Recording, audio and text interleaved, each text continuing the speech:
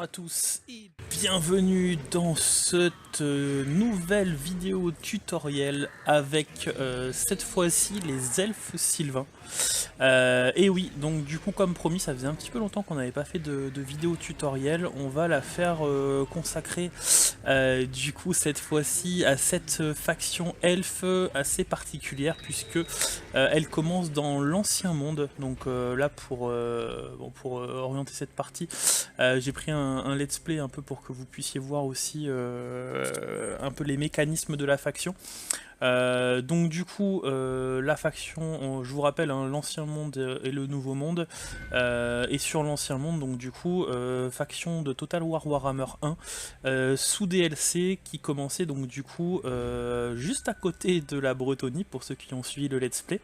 Du coup, juste à droite dans la forêt de Athel-Lorraine.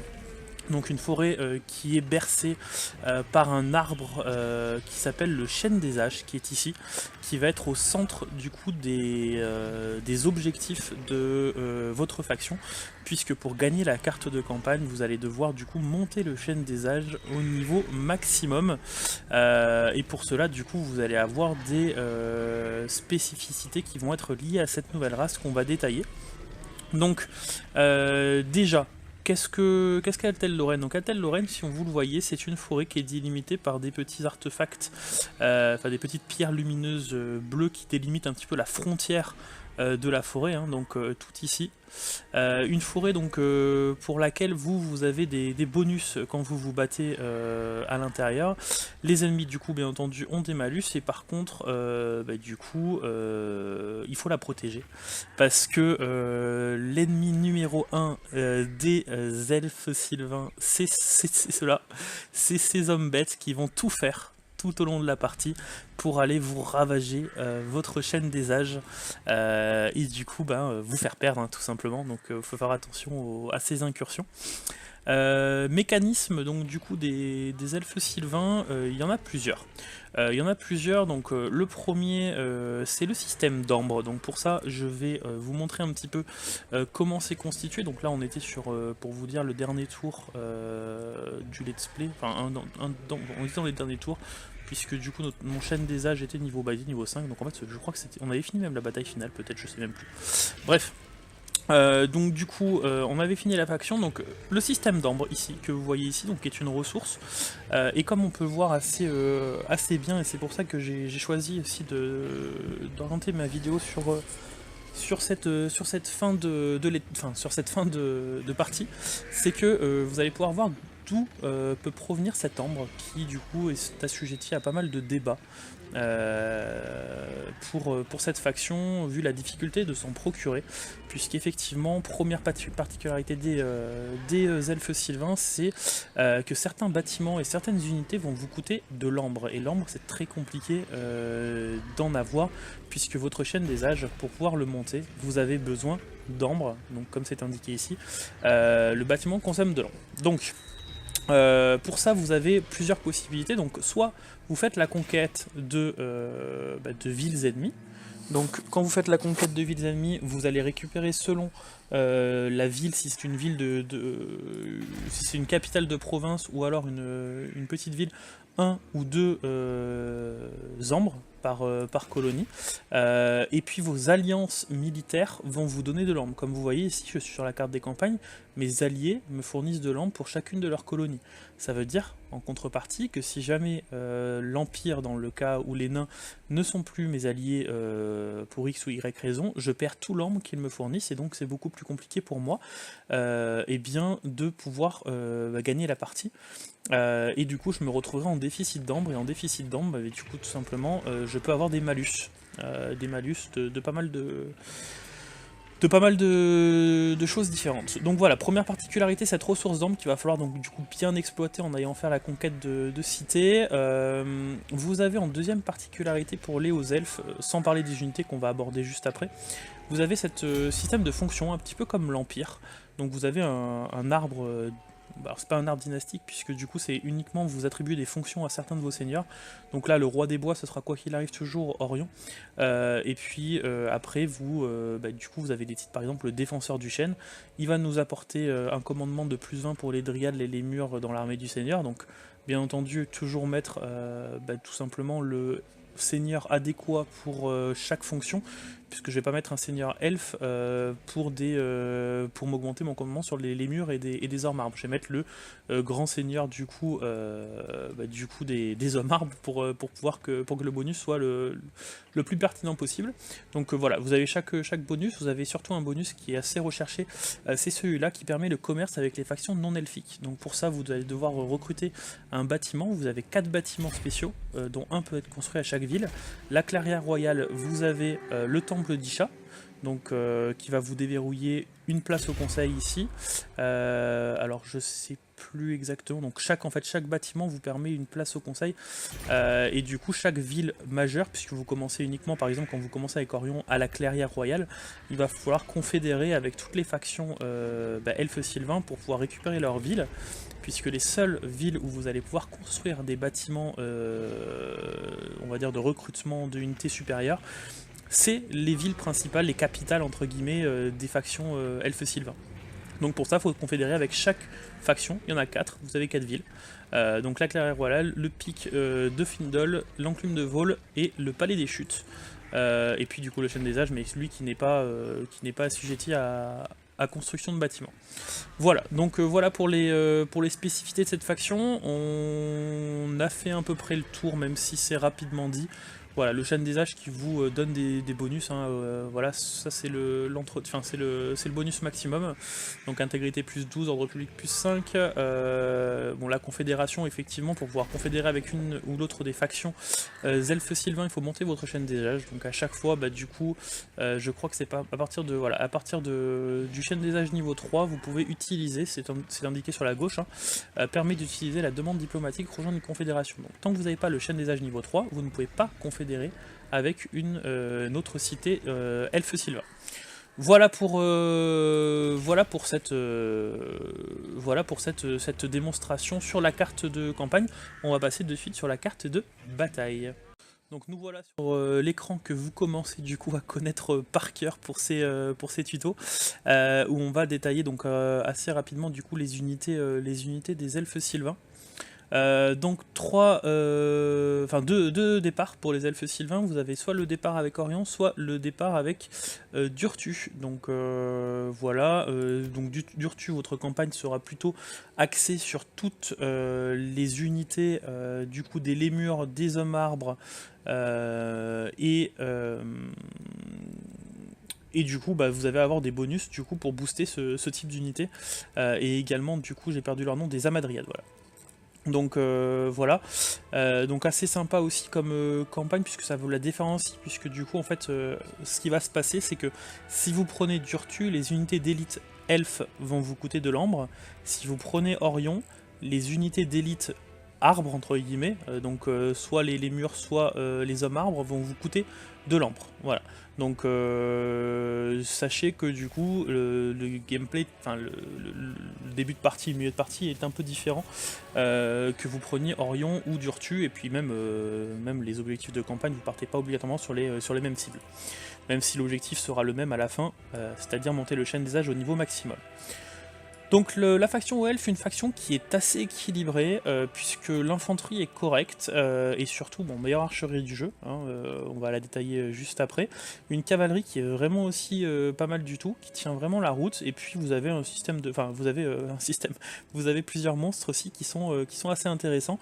Donc vous avez des dragons, bien entendu, alors qui tiennent pas trop la comparaison avec les dragons elfes... elfes noirs ou aux elfes, mais qui sont pas non plus en lest. Et puis vous avez surtout les hommes armes qui sont une unité monstrueuse à pied assez énorme.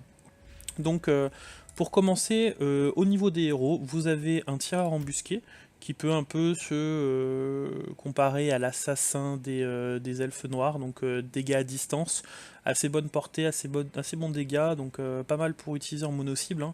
On le voit avec l'attribut Spadassin, donc des cibles individuelles telles que les seigneurs et les héros, donc bien sûr à ne pas trop utiliser contre les unités d'infanterie ennemies. Vous avez donc 3 magies, vous avez la magie de l'ombre, la magie de la bête et la magie de la vie, pour 3 enchantements on va dire. Donc du coup pas mal, ça c'est une magie assez défensive, et puis 2 magies assez offensives, donc du coup ça vous permet de faire des petites combinaisons assez sympas. Et puis les amadriades qui sont en fait un mix, hein, qui sont à la fois des hommes armes, donc dû leur puissance des armes qui est assez pas mal et qui font des attaques magiques. Donc une bonne unité de corps à corps, correcte, hein, je tiens pas la comparaison avec les hommes armes bien entendu, mais elle reste une bonne unité de corps à corps, et en plus donc du coup elle est lanceur de sorts. Voilà, donc ça c'est bien. De mémoire ils ont la magie de la vie et magie de l'ombre aussi, je crois que c'est des hybrides entre les deux. Ou même je crois qu'ils ont peut-être même les 3 magies à confirmer, j'ai un petit doute. De toute façon on le voit là ils ont une magie de l'ombre, ouais, ils ont les 3 magies. Ils ont les 3 magies, bon ils n'ont pas les sorts maximum, mais du coup ça fait des hybrides assez sympas, donc des lanceurs de sorts qui tiennent la route au cac.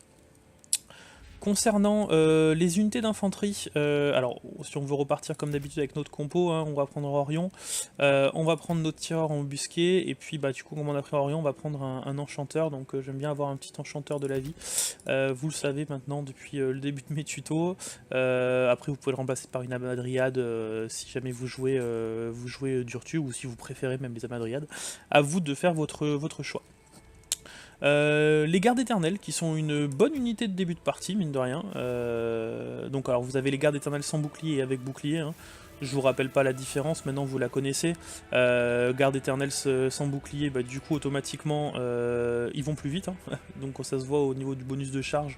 C'est pas au niveau de la vitesse, au niveau du bonus de charge, c'est-à-dire que bah, du coup ils sont moins encombrés au moment de charger. Par contre du coup au niveau des boucliers, bah, ils sont tout simplement résistants aux dégâts des tirs ennemis, donc bien placés en frontline.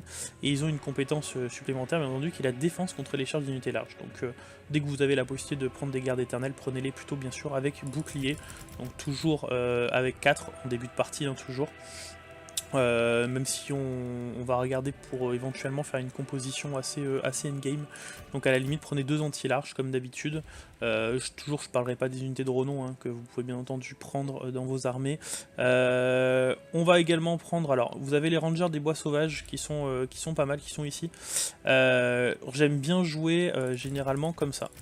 Alors ça fait beaucoup d'anti-large, mais mine de rien, c'est pas plus mal. Ça va dépendre de la composition contre qui vous affrontez. C'est une composition qui est assez sympa, parce que là vous avez de l'anti-archerie et anti-large en même temps. Là vous avez de l'anti-large pur, et là vous avez du coup bah, l'infanterie, on va dire, aux elfes de base, perce armure et qui cause de nombreux dégâts, donc qui est une infanterie très solide. Et on pourra s'en apercevoir du coup lors de la vidéo finale de bataille que je montrerai tout à l'heure. Vous avez également des danseurs de guerre, donc les danseurs de guerre, pour faire le petit amalgame, pas faire d'amalgame, enfin pas d'amalgame du tout, c'est des unités anti-infanterie de tier 2, donc qui sont assez sympas aussi, qui sont du coup juste avant les rangers des bois sauvages, qui sont un peu, bon on va les comparer toujours un petit peu aux unités du Nouveau Monde, comparables un peu aux furies des elfes noirs. Donc anti-infanterie qui ont une esquive, qui rôdent, donc ça c'est pas mal. Et au niveau des stats, elles ont des stats qui sont tout à fait correctes, donc pareil, toujours à placer derrière votre frontline et à faire engager, et bien après que votre frontline est engagée, celle de l'ennemi. Voilà, donc bon, elles seront remplacées en fin de partie, hein, par les rangers, qu'on voit qui ont des bien meilleures stats. On va passer à l'archerie, donc l'archerie comme je vous le disais qui est tout simplement la meilleure archerie du jeu. Pourquoi meilleure archerie du jeu? Déjà c'est une des seules qui tire en se déplaçant. Alors maintenant ils ont rajouté les sœurs d'Averlorn au niveau des nouvelles unités qui tirent en bougeant, mais bon, des unités qui sont vraiment super sympas. Alors vous avez toujours les 2 bonus, donc bonus de pointe empoisonnée ou de lumière stellaire, donc on va dire dégâts enflammés et dégâts empoisonnés. Donc dégâts empoisonnés qu'on utilisera de la même façon que pour la Bretonnie contre des unités en armure, puisqu'elles vont appliquer ce debuff là, qui va debuff les dégâts à distance, les dégâts de perforation d'armure, les dégâts des armes, les projectiles et du coup les projectiles perforants et la vitesse. Donc un bon petit debuff, assez bien en fin de partie pour debuff du coup des grosses unités, du coup prendre l'ascendant en fait sur l'archerie ennemie. Et puis du coup leurs penchants entre guillemets qui eux ont les attaques enflammées, donc les attaques enflammées qui du coup causent des dégâts supplémentaires aux cibles vulnérables au feu. Voilà, donc ça c'est les unités de premier tiers, hein. Donc vous avez la classique avec la magie du poison et la magie du feu. Vous avez les éclaireurs de profondeur. Alors là, du coup, on va passer sur, on le voit de toute façon au niveau des dégâts, on va passer sur une unité qui va commencer à faire plus mal, puisque du coup on était sur du 19 au niveau du dégât à distance, vous pouvez le voir en bas, et 23 ici, et là on va avoir du, si on compare un peu les deux, une portée un peu mieux, et puis du coup, uniquement ça. Par contre ils vont être à leur niveau, eux, maître d'embuscade. Donc maître d'embuscade, ça veut dire que du coup ils peuvent tirer en courant alors qu'eux ne le peuvent pas. Et puis du coup ils ont le déploiement d'avant-garde et ils sont rôdeurs, donc on les voit qu'au dernier moment, donc une unité assez sympa aussi à avoir, mais du coup le must ça va être eux, puisque eux du coup vont avoir beaucoup moins de portée certes, mais leurs dégâts vont être complètement boostés. Pourquoi? Tout simplement parce que du coup ils ont des points de frisson vif, donc du coup ils en lancent, au lieu de lancer une flèche, ils en lancent deux. Donc du coup, comme on peut le voir ici, c'est indiqué, donc ces flèches enchantées sont à la fois légères et puissantes, et cette unité peut en lancer deux à la fois, mais au dépend de leur portée. Donc voilà, ça se traduit par des énormes dégâts, mais une portée assez faible. Et bien entendu, les munitions, vous allez pouvoir du coup les booster via différents talents pour vos héros principaux. Donc des attaques magiques, donc ça c'est une super unité aussi.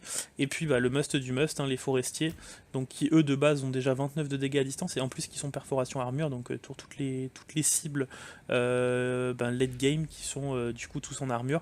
Toujours maître d'embuscade, donc elle peut toujours tirer en bougeant, elle a une bonne portée, donc puis 190 de portée, je crois de mémoire que c'est la meilleure portée du jeu, donc pour une unité d'archer en tout cas.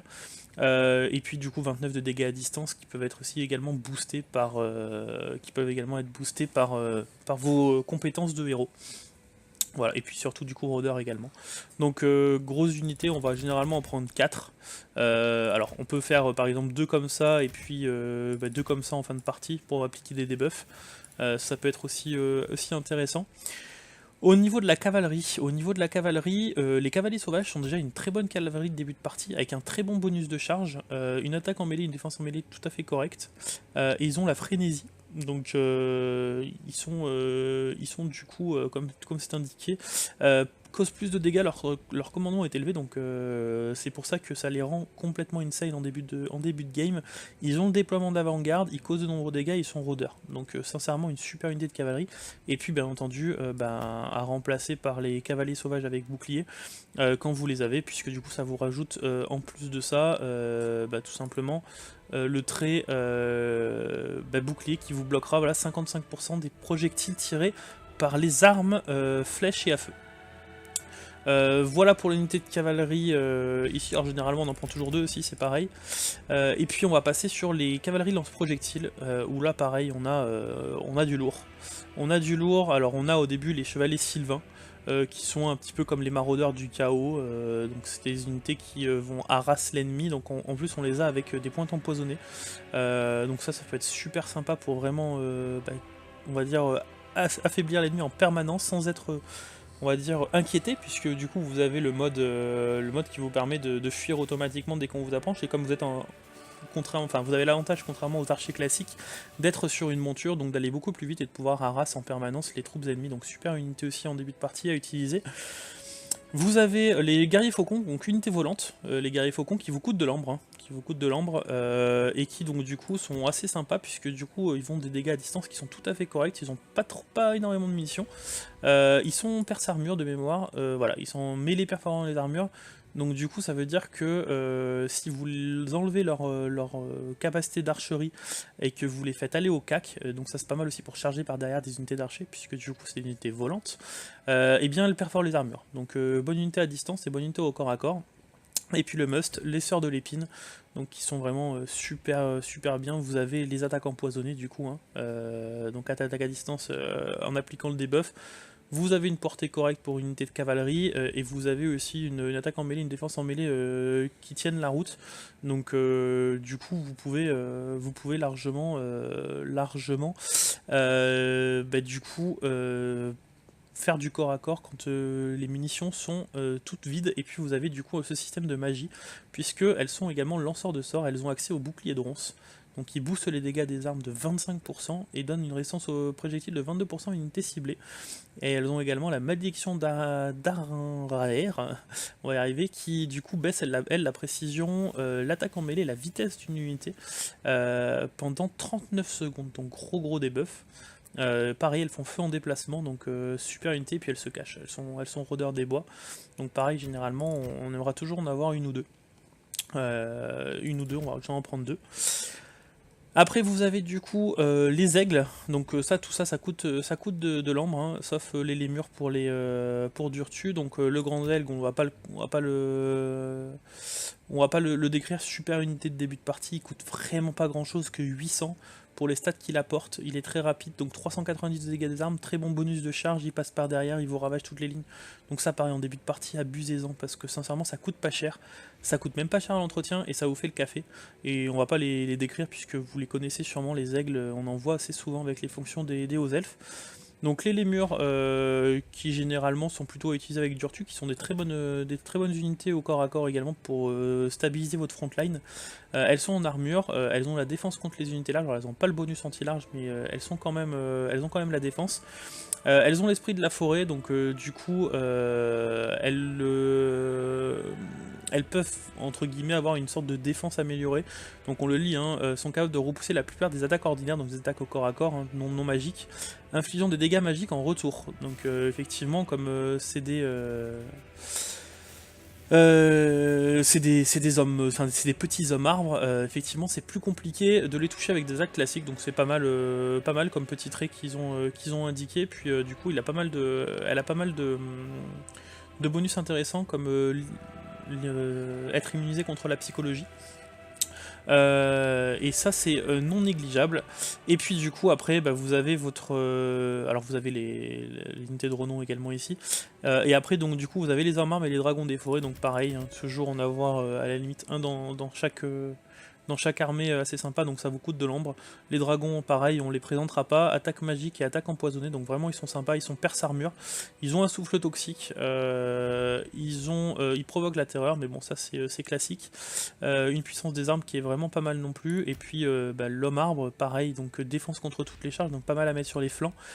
Il est en armure, pareil, esprit de la forêt, donc il résiste pas mal aux dégâts physiques entre guillemets.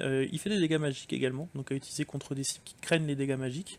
Et puis après, du coup, en dernier slot, vous pouvez du coup l'adapter en fonction de ce que vous rencontrez en face. Donc soit on prendra un troisième ranger des bois, éventuellement pour avoir une frontline assez correcte. Voilà, pour moi ça m'a l'air d'une compo assez bonne, assez équilibrée entre guillemets. Toujours à équilibrer, pas à équilibrer, à adapter, pardon, en fonction des ennemis contre qui que vous rencontrez, hein, tout simplement. Donc là on a 4 anti-larges, parce que c'est pas un peu trop, on peut enlever les gardes éternels et puis mettre on va dire une ou deux unités de ranger de bois sauvage en plus. Après attention, notre frontline du coup sera relativement faible quand vous avez des troupes en projectiles, enfin des unités d'archerie en face. Privilégier à la limite même des gardes éternels avec bouclier pour vous faire une frontline, une bonne frontline, quitte à enlever une ou deux unités de cavalerie. Après tout s'adapte, voilà, tout s'adapte. On vient de faire le tour à peu près de tout ce qui était tout le panel d'unités. Voilà, donc si vous rencontrez des unités par exemple type nain ou autre, type nain, les sœurs de l'épine c'est vraiment top. Vous appliquez un debuff, vous avez éventuellement une charge par derrière et vous pouvez les harasser, donc assez sympa, pareil pour la cavalerie classique. Après contre les nains bien entendu on va privilégier les rangers et pas les gardes éternels, à moins qu'ils aient encore des unités d'archers, mais généralement late game ils ont plutôt des grosses unités d'artillerie ennemie. Après voilà, pareil pour le chaos, c'est des unités qui sont assez bien, puisque vous avez quand même pas mal de debuffs ici, d'attaque empoisonnée. Voilà, donc on va passer sur, la vidéo, une vidéo de présentation qu'on va faire du coup justement contre le chaos. Donc nous voilà dans cette vidéo de présentation, donc contre le chaos.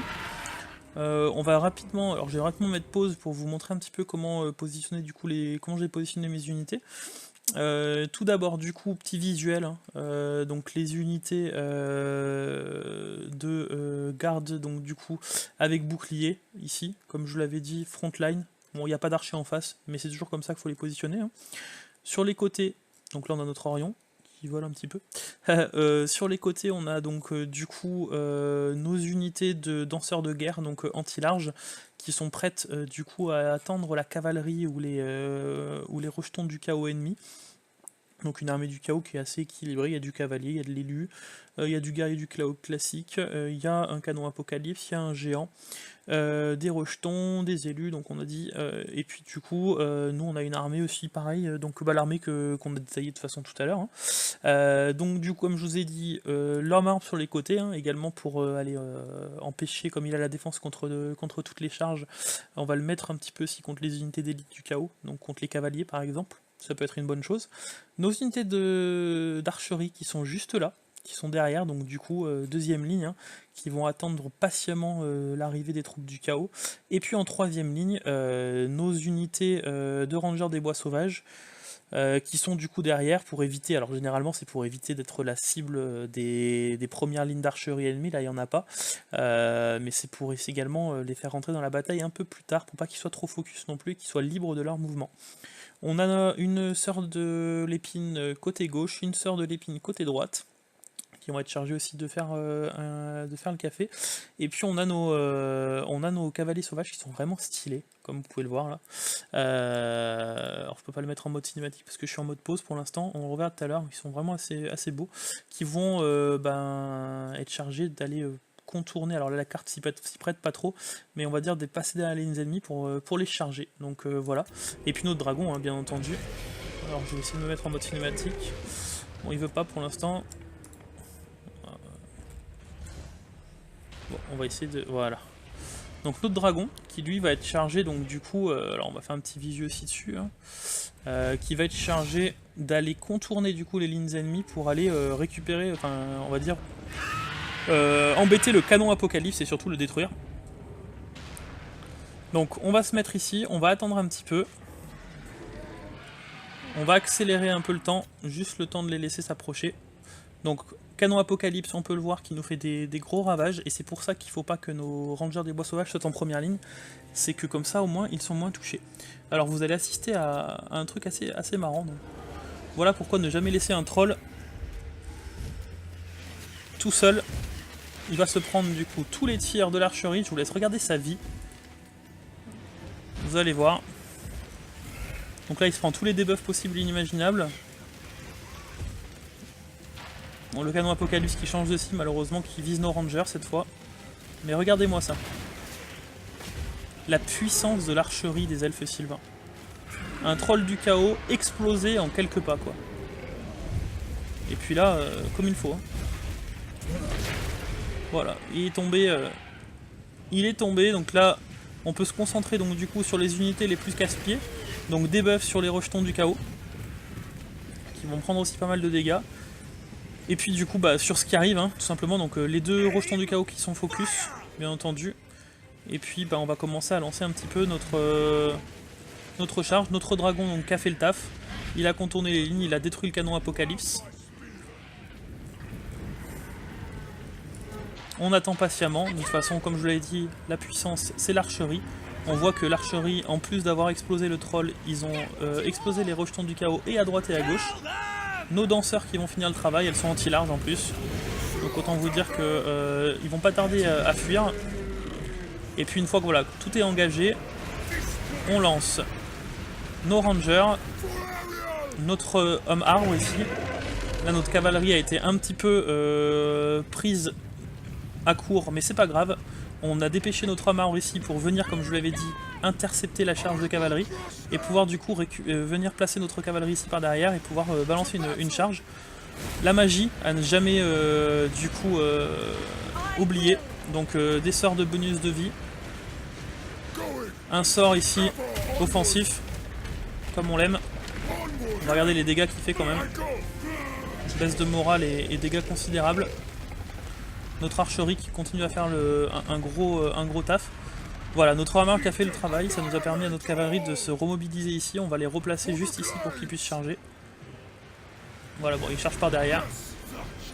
Donc ils chargent de l'anti-large, mais c'est pas grave, ça baisse le commandement. C'est pas tout le temps à faire, bien entendu. On va les replacer de toute façon, on a vu ça, hop, c'est pas la cible la mieux, donc on va les placer ici. Et on va les faire recharger là, sur les élus. Voilà, et comme ça, on les prend par deux flancs, vous allez voir, voilà, le commandement qui commence à faiblir. Nos archers qui continuent.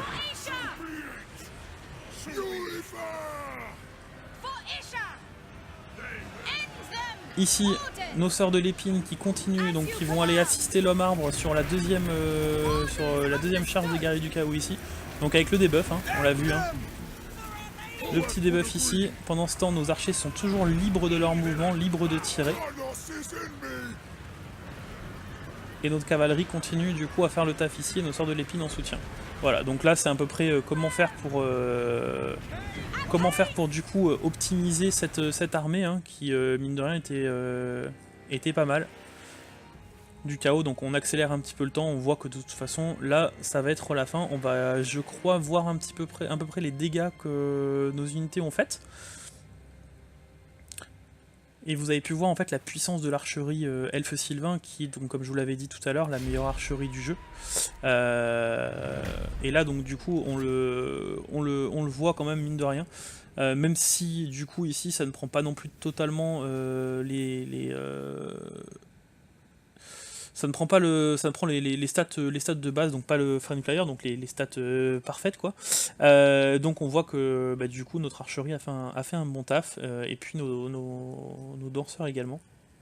Nos sœurs de l'épine qui ont buff et debuff aussi tout au long de la vidéo, alors on l'a pas trop vu mais il faut savoir qu'ils l'ont fait et on a du coup ruiné une armée du chaos menée par Sigval, donc vous avez à peu près du coup la compo assez facilement. Voilà, donc voilà pour cette présentation rapide des elfes sylvains. S'il y a plusieurs points à retenir, on va dire, retenez du coup de bien gérer votre consommation d'ambre, du coup alors en forgeant beaucoup d'alliances militaires, mais en faisant attention de forger des alliances militaires qui ne sont pas susceptibles de partir en lambeaux d'un tour à l'autre, puisque vous allez compter énormément dessus. Au niveau de votre expansion, bah, pensez à prendre en priorité les grosses villes et surtout à ne pas les... alors même si vous allez être attiré par le montant des raids, vous avez vu que la partie je l'ai finie avec plus de 100 000 euros de... 100 000 pièces d'or de revenus. Alors pas de revenus par tour, mais